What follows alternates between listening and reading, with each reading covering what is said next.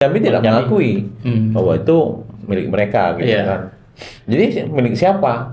Kita konfirmasi ke Dewan memang sudah menerima tapi tidak mau karena nilainya itu sudah Sudah dari nilai jauh awal berkurang. sama sekarang sudah berkurangnya Iya, jauh iya. dan tanggung jawabnya kan otomatis lebih besar. Tidak terawat. Bukan tidak terawat, memang pembangunannya memang Amburadul.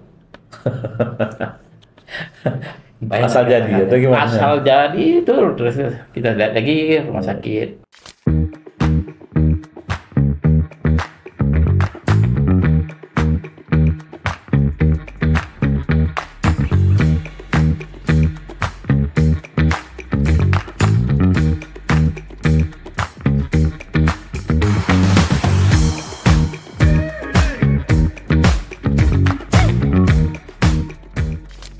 Satu, dua, tiga.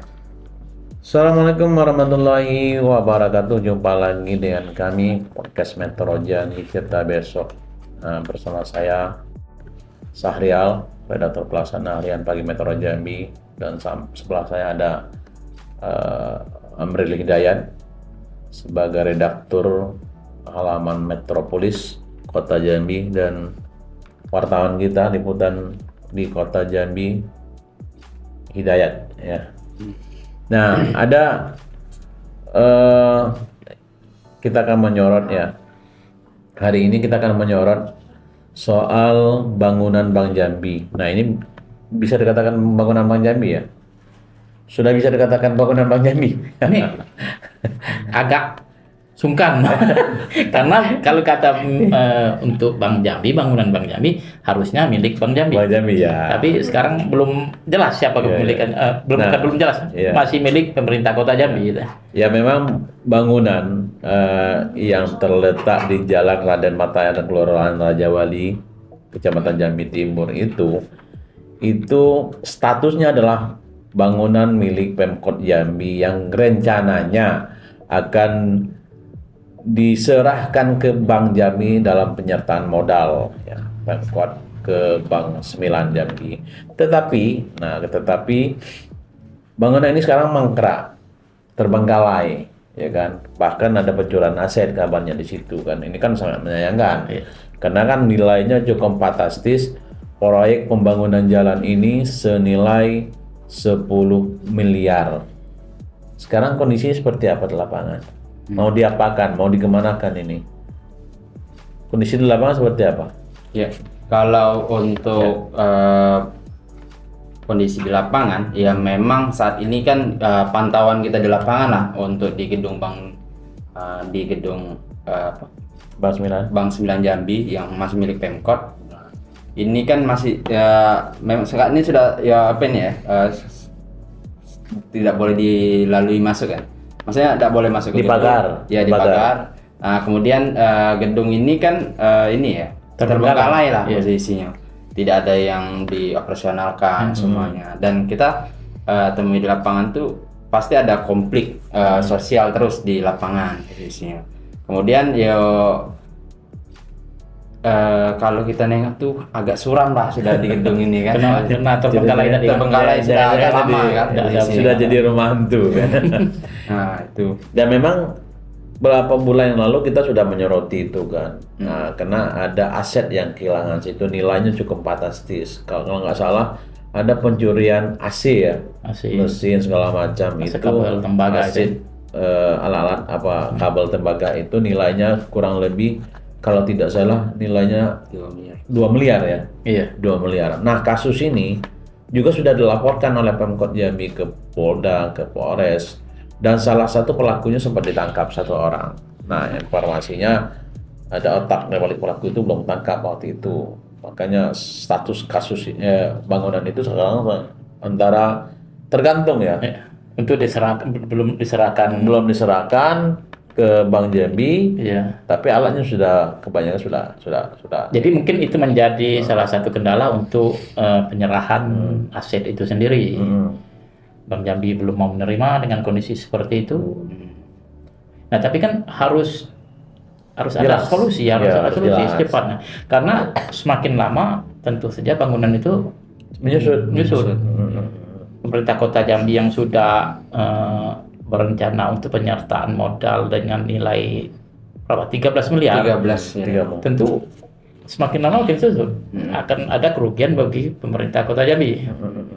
Dan juga untuk gedung itu sendiri, kemarin kan setelah ada pencurian, itu kan gedung itu kan sudah selesai pembangunannya. Seharusnya situ kan sudah siapa yang harus bertanggung jawab sebenarnya kan ketika ada pencurian aset itu susut kan harus ada yang bertanggung jawab terhadap penyusutan aset itu sendiri. Sekarang kan cuma ada yang bertanggung jawab itu pencurinya karena ada kehilangan tadi gitu kan. Itu bertanggung jawab pidananya. Tapi untuk dari pemerintah Kota Jambi sendiri kan belum ada kejelasan seperti itu kan. Siapa sebenarnya yang bertanggung jawab ini? Kalau kita masyarakat kan mungkin minta ya masa pemerintah lalai seperti itu. Aset bisa susut nilainya itu kan terlalu lama. Nah juga untuk di lapangan kondisi mungkin makin lama makin itu. Tapi kemarin kita sempat menanyakan itu, siapa yang bertanggung jawab, siapa yang mengawasi atau menjaga bangunan pemerintah kan gitu kan. Tapi katanya kemarin informasi yang kita dapat kemarin katanya itu sudah diserahkan ke sekretariat daerah, sekretariat daerah. Artinya mereka yang bertanggung jawab terhadap aset itu untuk menjaga aset itu kan.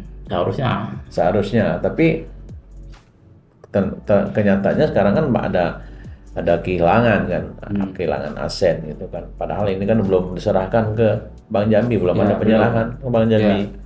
Ya posisinya kita sudah fokus dari 2025 untuk build up terkait dengan menyoroti ini menyoroti gedung Bank Jambi ini kan. Memang dari pihak pemerintahannya hanya bahasnya LPS terus dan sampai 2026 ya kita belum tahu lagi nih untuk apa nih memang kendala-kendalanya di lapangan. Kadang kita wawancara dengan pihak pemerintahan ya selain menutup diri juga diri ya pihak-pihak yang terkait di persoalan gedung Bank Jambi ini. Jadi memang ya benar tadi dari Pak Hidayat tadi ya mengenai pertanyaan-pertanyaan masyarakat nih untuk gedung Bank Jambi ini kan kapan mau digunakan dan posisinya juga penyertaan modal ini kan sudah besar posisinya dan sayang kan terbuang uang rakyat kan jadi. Cuma ini kan menjadi pertanyaan nih Pak Dan. Karena kan gedung ini kan belum diserahkan dari Pemkot ke Bank Jambi. Tapi sudah ada nama Bank Jambi di situ. Seharusnya kalau ada juga merek Bank Jambi itu ditutup dulu ya. Iya, kan belum ada penyerahan. Nanti kan sekarang kan posisinya Bank Jambi tidak mengakui bahwa itu milik mereka gitu kan. Jadi milik siapa? Ini masih milik Pemkot. Masih milik Pemkot. Tapi milik Pemkot dibangun di tanah Pemkot. Tapi sekarang kan ini melebar lagi nih persoalan ini banyak sorotan mengenai pembangunan itu sendiri. Karena memang dari kasat mata terlalu mepet ke jalan. Ya, berarti tidak ada area parkiran ya. Terus area parkir juga ada. Terlalu sempit katanya kan. Itu kan banyak sorotan seperti itu sekarang. Nah, tapi yang sehingga menjadi pertanyaan juga gimana perencanaan awalnya. Apakah memang kebutuhan dari Bank Jambi itu memang untuk gedung waktu itu kan? Karena ada informasi Bank Jambi butuh gedung waktu itu karena kebutuhan bukan butuh gedung secara itu kebutuhan gedung untuk modal. Kecukupan modal berapa triliun seperti itu kan secara aturan pemerintah. Nah, namun setelah Bank Jambi bergabung dengan Bank Jabar, jadi kan kecukupan modalnya sudah cukup. Jadi apa ini masih dibutuhkan apa itu? Apa tidak? Apa tidak itu kan mungkin masih menjadi. Tapi apa tidak ada ini ya? Apa namanya perjanjian lebih dulu kan? Di awal lebih awal antara Pemkot dengan Bank Jambi. Mungkin ada pernah ditanyakan berarti apa? Memang ada permintaan dari itu untuk gedung kami punya. Ya kalau untuk permintaan tuh kayaknya belum ada dari statementnya Pak Wali Kota kan terhadap itu. Karena ya dia bahas di lapangan tuh ya setiap kita wawancara ya nanti kita ini tindak lanjuti, kemudian nanti kita bahas lagi. Gitu aja sih. Ya memang untuk penyertaan modal itu bisa berupa uang dan juga bisa berupa bangunan ya. Posisi gedung itu berada di Jalan Raden Matahir. Posisinya lewat rumah apa namanya? Rumah dinas gubernur. Terus ada rumah sakit Bayangkara lewat, dan nanti di simpang pertigaan itu sebelah kiri ada gedung Bank Jambi. Lewat itu dikit ada Putra Retno, dan kedepannya lagi ada rumah sakit Pratanata ya, DKT ya. Disitulah posisi rumah bangunan Bank Jambi yang mau di dalam penyertaan modal Pemkot Jambi. Nah, proyek itu kan gedung itu kan dibangun 2023. Ada informasi yang menyebutkan bahwa penyertaan modal itu belum mendapatkan persetujuan dari Dewan. Apa iya? Kalau untuk penyertaan modal mungkin Apa pembangunannya itu? ada dugaan itu tidak terdapatnya rencana investasi. Oh, rencana investasi. Ya, dia seperti ada ini seperti apa ya? Gimana? Ada pikiran langsung seperti itu aja. Oh, gitu. Nah, Tidak ada tidak perencanaan ada lebih studi awal. kelayakan. Nah, itu dugaan dugaan seperti itu. Itu langsung tap. Nah, langsung jadi seperti Langsung itu. jadi Ya. tanpa ada pembahasan perencanaan lebih awal ya. Dan juga ini Dewan sepertinya juga pernah untuk minta Kota Jambi minta kepada Dewan untuk segera menyetujui seperti itu awalnya. iya. Untuk diserahkan ke Ke Bank Sembilan. Bank 9 berarti kan, tapi Dewan pun tidak buru-buru Ya. karena mereka juga khawatir kan dengan Dan karena mereka khawatir di sini, kan proyek bangunan itu nilai investasinya kan, itu kan kurang lebih katanya 13 miliar. 13 miliar. Nah, setelah terjadi kerusakan, pencurian aset segala macam, sehingga tinggal nilainya berkurang menjadi 7 miliar. 7 miliar. Iya. 7 miliar. Artinya ada kekurangan ya. Kekurangan Penyusutan yang nilai. Iya. Iya. Nah, Dewan juga diminta untuk apa tuh? Untuk Menyetujui dengan apa? Nilai, penyusutan Iya, nilai. penyusutan nilai itu. Nah, Tapi tidak. Ya kita khawatir Dewan untuk menyetujui penyusutan. Dan akhirnya dari pembicaraan kita dengan Ketua DPRD Kota Jambi, Iya. mereka pun tidak ujuk-ujuk atau tidak tergopoh-gopoh Langsung, untuk menyetujui iya, dengan mereka nilai tidak penyusutan nilai itu. Mereka pun minta kepada BPKP untuk melakukan penilaian seperti itu kan. Tapi sampai sekarang pun mereka belum untuk menyetujui itu. Kan dari penilaian BPKP dapat nilai seperti itu. Ya, nilai kurang lebih 7 miliar. 7 miliar, Tinggal itu. 7 miliar dari bangunan aja, Dari nilai bangunan bangunan itu. ya. Nah, itu kan itu harus tidak seperti itu lewat seperti itu, kan harus ada tanggung jawab Iya, sebagai iya. pemerintah. Siapa sebenarnya yang harus bertanggung jawab dengan penyusutan Yang terjadi ya. yang terjadi? Kalau dari pemerintah sendiri apa kira-kiranya Ya. tanggapan terkait dengan masalah ini? Kalau dari pemerintahan ini kan ini ya, pemerintahan itu memang lagi berupaya untuk RUPS. Iya. RUPS Bank Jambi untuk minta bisa menyerahkan ke Bank Jambi lah. setelah RUPS. Iya, setelah itu. Nah, dia memang sudah menyurati ke DPR, ke Dewan. Tapi kan kita konfirmasi ke Dewan memang sudah menerima, tapi tidak mau karena nilainya itu sudah dari nilai jauh awal berkurang. sama sekarang sudah berkurangnya jauh. iya. Dan tanggung jawabnya kan otomatis lebih besar. Jadi kalau Nah, seandainya berkurang itu gimana penyertaan modal tinggal 7 miliar jadinya, bukan 10 miliar. Nah, di situ juga kami sempat nanyain juga kan. Kalau kan dari penyertaan modal 13 jadi penyusutan 7 miliar sekian itu kan sudah hilang berapa miliar posisinya. Dan itu ya kayak mana posisinya, setiap kita mau nanya itu nanti dia ini ya, maksudnya nanti nggak benar. nggak mau langsung nuntaskan apa sih sebenarnya ini.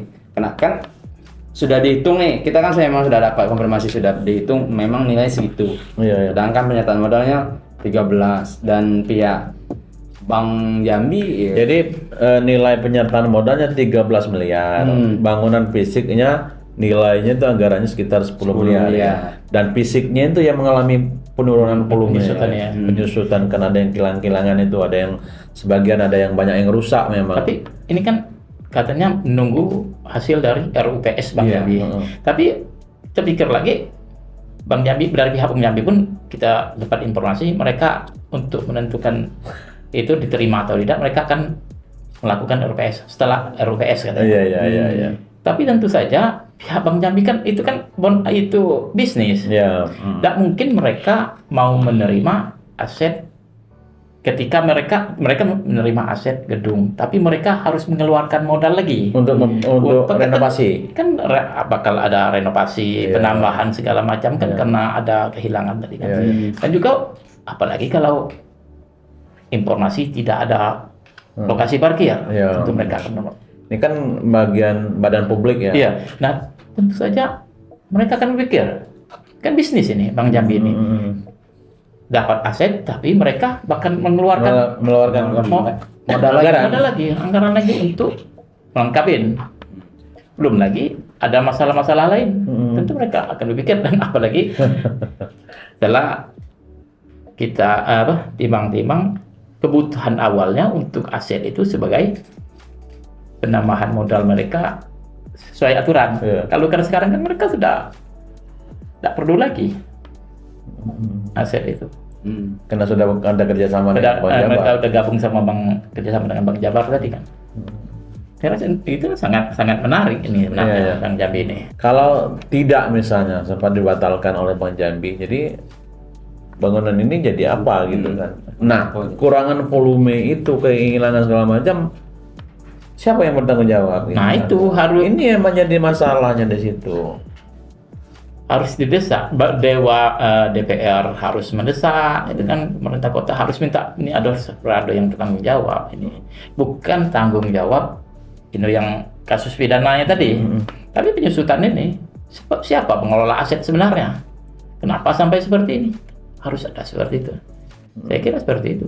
Ya, memang informasinya ada juga yang nyebut bahwa kasus ini, bahwa pembangunan rencana Bank Jambi ya, penyertaan Bank Jambi juga sedang dalam dalam bidikan ke pihak kepolisian, tapi ini belum dapat kita konfirmasi ya kepastian ini, informasi ini. Jadi kondisi gedung itu sendiri sekarang seperti apa sebenarnya? Ya, kalau untuk saat ini kan gedung tuh memang terbengkalai ya, udah ada aktivitas. Kalau kaca-kaca pecah-pecah gitu. Kalau kaca-kaca tuh kita belum tahu ya kenapa. Kalau kemarin kan waktu dari luar ya. Kalau Dewan turun kemarin dia ikut turun waktu itu. Enggak ada ikut pula gitu kan. Ya. Tapi dia cerita ya memang sudah parah posisinya memang butuh direnovasi lagi. Butuh biaya. Iya, butuh biaya. Tapi wajar saja kalau Bank Jambi nolak dengan butuh renovasi. Karena penyertaannya dibunyikan 13 miliar, faktanya nilainya nyusut kan. 7 miliar. Jadi ya siapa yang mau gitu. Tapi mungkin juga sudah susut 7 miliar, memang angka penyertaan modal mungkin menjadi 7 miliar. Iya, tapi siapa yang bertanggung jawab? Tapi pihak Bank Jambi itu harus untuk melengkapi lagi ASI segala macam kan harus modal lagi itu. Nah, ini menarik sebenarnya untuk membicarakan mengenai gedung-gedung di Kota Jambi ini. Selain gedung ini kan masih banyak gedung yang menjadi. Nah, katanya selain gedung ini, kantor wali kota sendiri kabarnya juga ini keadaannya miris ya. Miris. Gedung kantor wali kota itu sendiri. Padahal baru dibangun. Itu di belakang tuh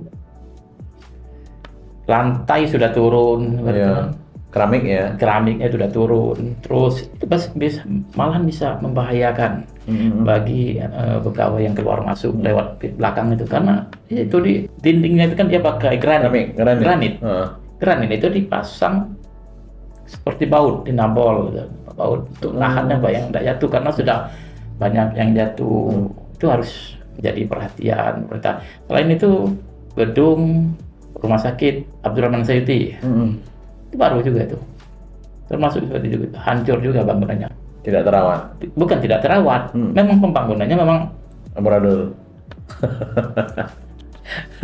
banyak. Asal jadi atau gimana? Asal jadi itu. Terus kita lihat lagi rumah sakit Abdul Manap bagaimana, dan mengenai gedung ini pemerintah kota itu harus menjadi perhatian ekstra ya terhadap gedung-gedung yang ada, karena bukan investasi yang sedikit, itu kan Ya, sudah berapa kan, banyak karena menghabiskan anggaran yang besar. yang gitu besar itu, apalagi kalau sampai membahayakan itu. Itu pernah saya masuk ke kantor wali kota itu pakai bak ketika turun hujan. Pakai bak air itu nampung cucuran air. Seperti itu. Seharusnya pengawasan apa ketika pembangunan apa itu teknisnya kita nggak paham lah, tapi dinas PU lah yang harus bertanggung jawab. Iya. Karena di sini juga untuk seperti Bank Jambi ini, ya berulang kali kita bilang Bank Jambi, itu kan belum Bank Jambi. Bank Jambi kan, karena ya. belum diserahkan kepada Tapi Bank Jambi. sudah ada merek Bank Jambi. merek Bank Jambi ya, makanya kita bilang Bank Jambi. kita katakan Bank Jambi kan. Iya, kan banyak sorotan sekarang itu mengenai AMDAL-nya itu. Apa memang ada AMDAL, atau kan apa IMB memang sesuai? Itu perlu akan kita dalami lagi, harus kita dalami lagi. Dan juga kita berharap ini cepat dikelirkan supaya nilai dari bangunan itu sendiri Enggak semakin menyusul. Kalau semakin menyusul akhirnya kan yang dirugikan ya pemerintah. Ya, pemerintah itu termasuk kan rakyat sendiri kan. Sebenarnya untuk pembangunan yang lain masih balik ke situ jadi. Ya, jangan sampai ini kan hanya proyek ya kan. Ya. Kalau ini jadi kerugian bagi masyarakat Kota Jambi kan. Bagi netizen yang ingin berkomentar, memberikan pendapatnya terkait dengan persoalan-persoalan gedung di Kota Jambi, silakan komentar di bawah ini. Nah, cukup sampai di sini pertemuan kita. Terima kasih telah menonton podcast Mentora Jambi hari ini. Sampai ketemu di minggu depan. Wassalamualaikum warahmatullahi wabarakatuh. Waalaikumsalam.